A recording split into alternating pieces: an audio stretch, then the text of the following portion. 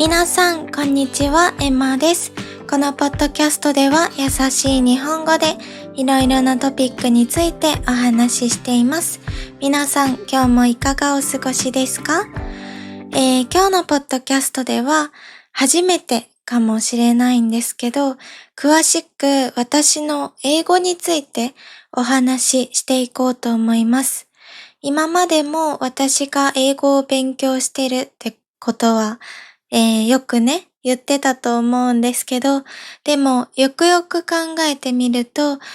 なんて言うんだろう。私が今までどんな風に英語を勉強してきたかとか、いつから勉強してきたかとか、今の私の英語のレベルとか、そういうお話をしてなかったと思うんですね。なので皆さんにお話しして、少しでももし皆さんの日本語の勉強の役に立ったら嬉しいなと思ってお話しすることにしました。で、早速お話ししていくんですけど、まず私の英語のレベルについてですね。皆さん、セファールってわかりますかね？セファールは A1、A2、B1、B2、C1、C2 って言って、どの言語でもレベルを測れるもの、どの言語でもあなたは B1 ですよとか A2 ですよとか、レベルがわかりやすくなってるものなんですけど、私はそれの、B2、C1 ぐらいをうろうろしてるんですね。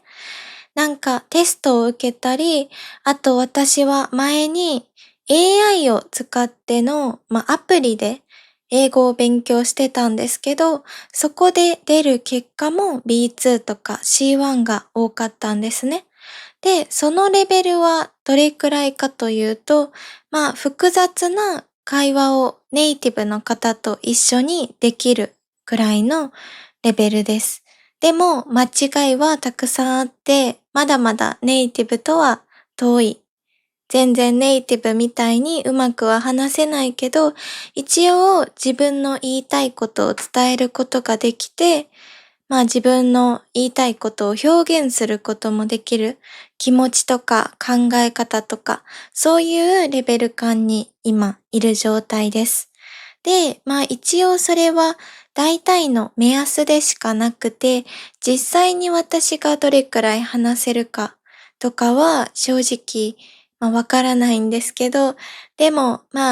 そのネイティブの方とお話しするときに、意思疎通はできる、コミュニケーションを取ることができるくらいのレベルです。で、もちろん私も最初からうまく話せたわけではなくて、もちろん最初はアップル、グレープとか、そんなレベルだったわけですね。で、それは、小学生の頃なんですけど、で、小学生の頃から勉強してたって言っても、ちゃんとそんなインターナショナルスクールとかに行って勉強していたわけではなくて、ビーゴっていうものがあったんですね、昔。今もあるかもしれないんですけど、ビーゴっていうのはオンラインでゲームを通して英語を勉強するみたいなものでした。それを小学生の時に親が買ってくれて、で、それをパソコンでよくしてたんですね。で、普通に勉強っていうよりもゲームみたいな感じだったので、楽しくずっと続けることができて、でもその中ではもちろん話したりすることはなくて、ただただ簡単なフレーズとか簡単な単語を勉強するだけでした。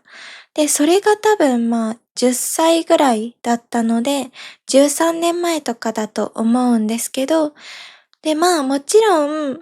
その時にそのビーゴを使って英語を勉強したことで、私が英語に興味を持ったきっかけにはなったんですけど、それが直接的に今の私の英語力に関係してるかって言ったら、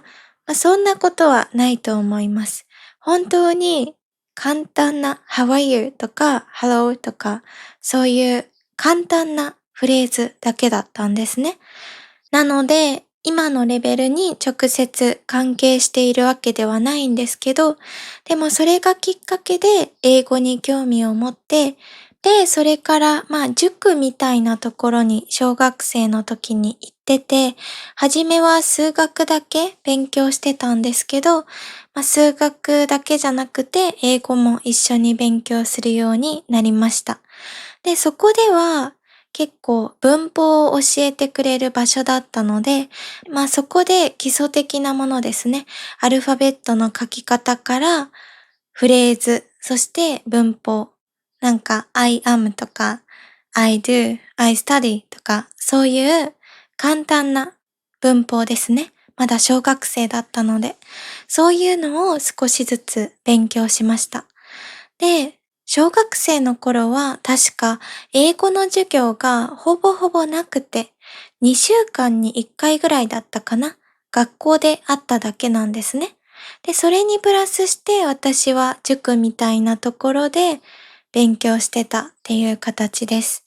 で、中学生になってもっともっと英語に興味を持ち始めて、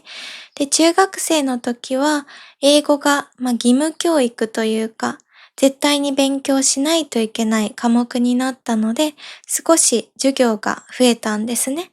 でも皆さんも知っての通り、日本の英語のその教え方っていうのかな。あんまり実践的なものではないというか、使える英語を勉強できるわけではないんですね。教科書に出てきたものをそのまま覚えて、それをただただテストのために勉強するみたいな形だったんですね。なので、それも直接的に今の英語力に関係してるかっていうと、そんなことはなくて、きっと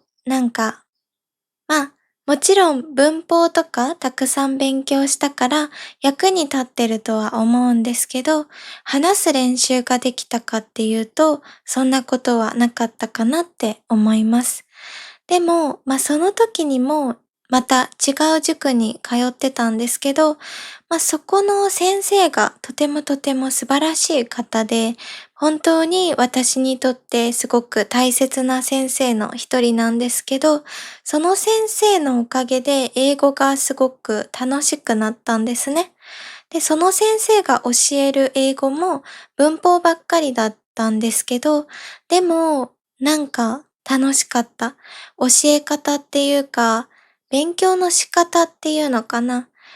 学校とはちょっと違って、自分のレベル感に合った教え方をしてくれるので、私にとっては少し学校の勉強が退屈だったんですね。ちょっと簡単でつまらなかったんですけど、その先生は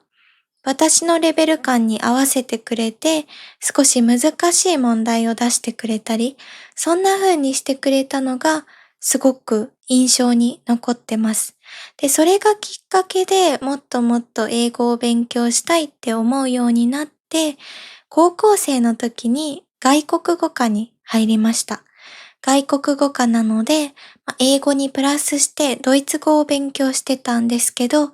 そういうのもあって、実践的な授業がすごく多かったんですね。文法の授業ももちろんあったけど、スピーチの練習とか、あとネイティブの先生が教えてくれる授業も毎週あったり、そんな風に、テストのための勉強ではなくて、使える英語のための勉強っていうのかな。そんなことを勉強できたかなって思います。で、やっぱり何よりもネイティブの先生と一緒に勉強する英語はすごくすごく楽しくて、もうなんか、うーん、本当に使える英語を勉強することができたんですね。日本語を使ったらダメだったので、その先生の授業では、英語を使ってわからないところも英語で質問する。そしたら先生が英語で返してくれる。そんな授業だったので、耳に入ってくるのも英語だし、私が話すのも英語だったんですね。でもやっぱり日本の先生が教えてくれる英語は、日本語で質問する、日本語で返してくれる。そんな感じだったので、まあ、私が好きなスタイルではなかったんですけど、そのネイティブの先生の授業のおかげで、もうね、すごく楽しくなりました。で、もっともっと勉強したいって思うようになって、それくらいの時から自分で映画を見始めたり、ドラマを見始めたり、ポッドキャストを聞き始めたり、そんな風にしてたんですね。あとは、ハロートークですね。ハロートークは高校を卒業してから始めたんですけど、その時に正直、ハロートークでは、ネイティブの方とたくさん話すっていうことができたとは思ってなくて、もちろん挑戦したんですけど、やっぱり不安で、自分の英語力はまだまだだし、下手だなって思われるのも怖かったから、今でもその方とはたまに連絡を取るんですけど、インドネシアの方ですね。インドネシアの友達ができて、その人と一緒に、英語を勉強する。お互い英語を勉強してたので、お互い教え合うみたいな感じでよく話してましたね、その時は。で、何人かでいつも同じ人たちと話してたんですけど、その人たちと話すことで自分自身の英語に少し自信を持つことができるようになったなって思ってます。で、そこからやっぱり私は授業で勉強するっていうよりも、もっともっと自分に合ったやり方、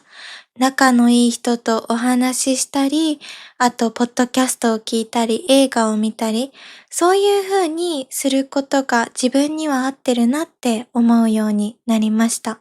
で、そこからが自分の英語力が一気に上がった、レベルアップしたなって思ったきっかけです。で、今お話ししたのが私が今まで勉強してきた方法ですね。期間。だいたい10歳の頃から今の23歳まで。正直10歳から中学生ぐらいまでの間は、学校のテストのための勉強みたいな感じだったので、基礎的なものなんですけど、高校生の頃から今までが参考になるやり方だったんじゃないかなと思います。で、今からは少し私の最近の勉強方法についてお話しするんですけど、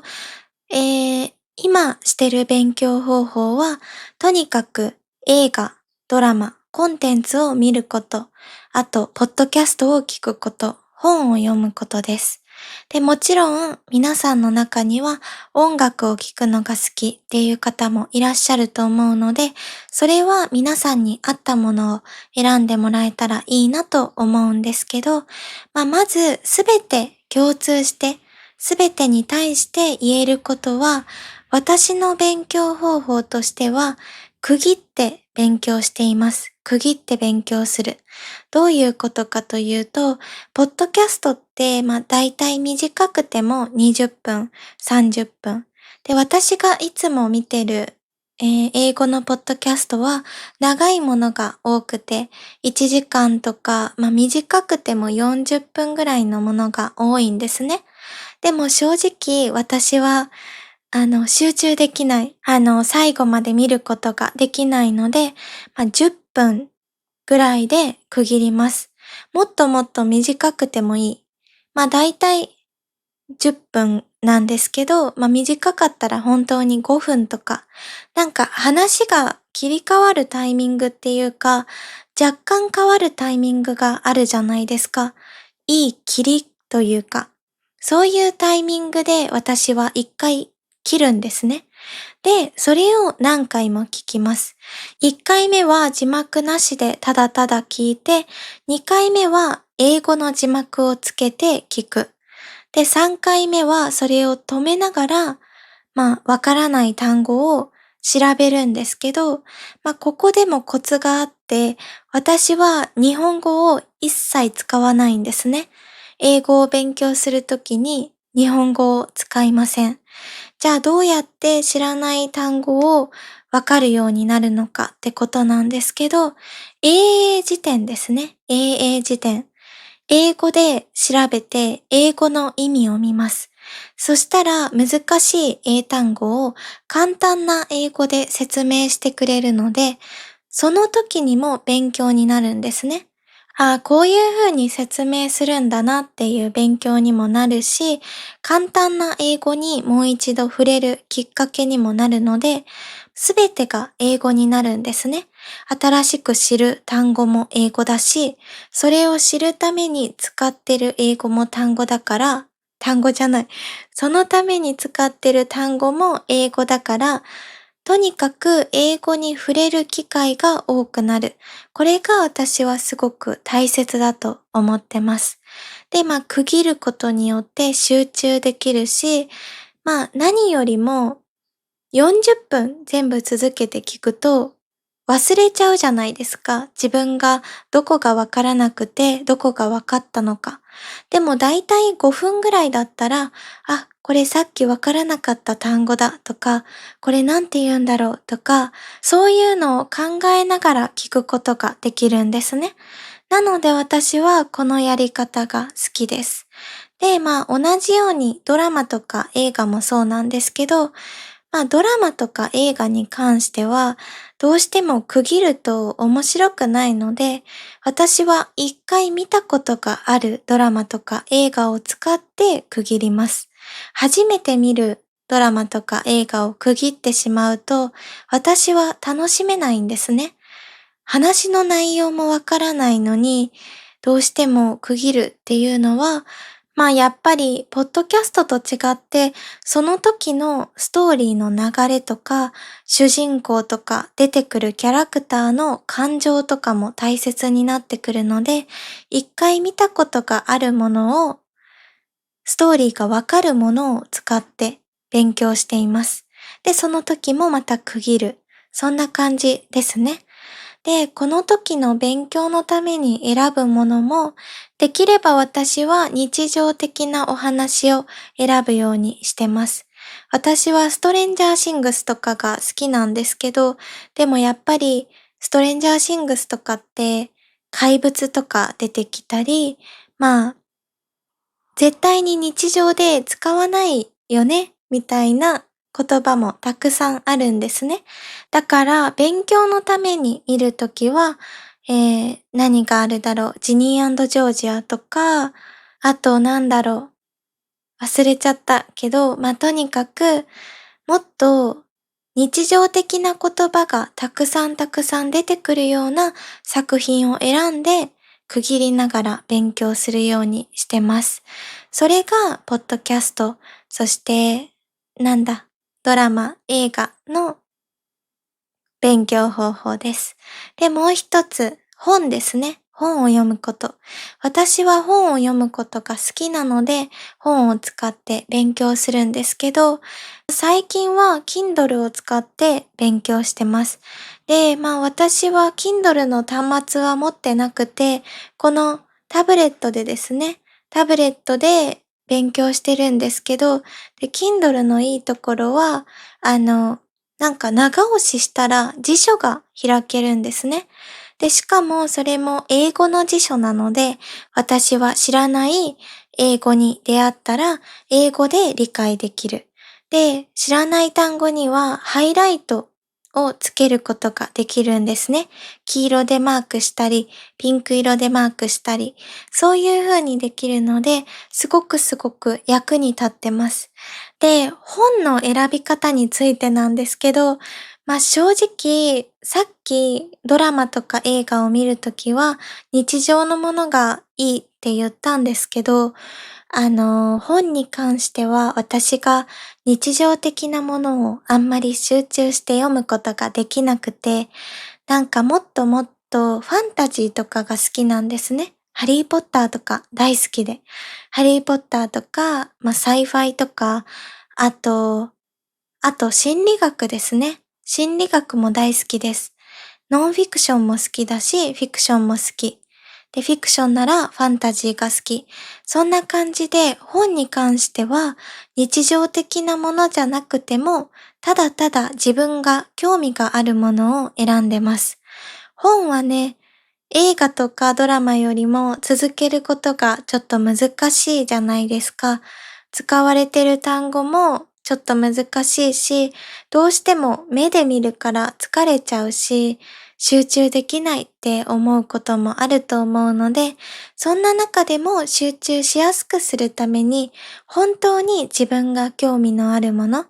ハリーポッターが私は大好きなので、いつもハリーポッターを読んだり、心理学が好きなので心理学の本を読んだり、そんな風に選ぶようにしてます。これが私の勉強方法ですね。最近してるのは映画、ドラマ、ポッドキャスト、そして本を読むことです。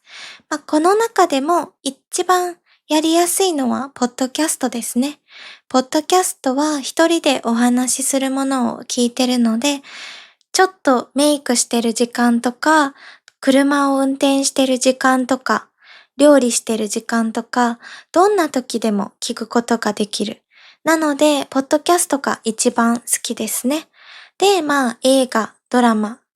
本を読むことも一緒にする感じです。メインはポッドキャストです。それが今の私の勉強方法です。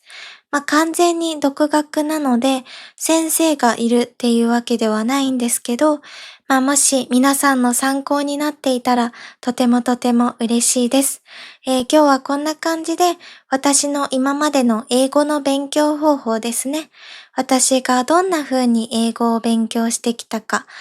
そして、今どんな形で勉強してるか、そんなことについてお話ししてみました。いかがでしたか？今日も楽しんでいただけていたらすごく嬉しいです。